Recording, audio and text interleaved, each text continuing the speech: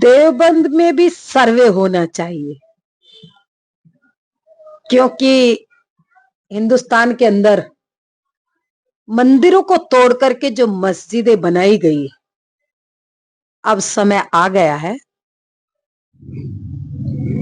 अयोध्या हुई हमारी है, काशी मथुरा की बारी है।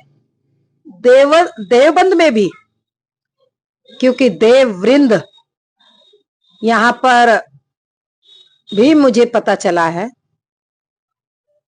यहाँ जो देवबंद जो मस्जिद है उसकी सर्वे होनी चाहिए, यहाँ भी खुदाई होनी चाहिए। देवबंद में भी मस्जिद है ना, बड़ी मस्जिद है भाई। हाँ, तो दारुल उलूम की भी खुदाई होनी चाहिए, यहाँ सर्वे भी होना चाहिए। यहाँ क्या प्रॉब्लम है? दारुल उलूम की भी अगर खुदाई कराई जाए तो वो भी मंदिर निकलेगा। सर्वे चल ही रहे हैं, एक साथ सर्वे हो जाए, दारुल उलूम का भी सर्वे कराया जाए।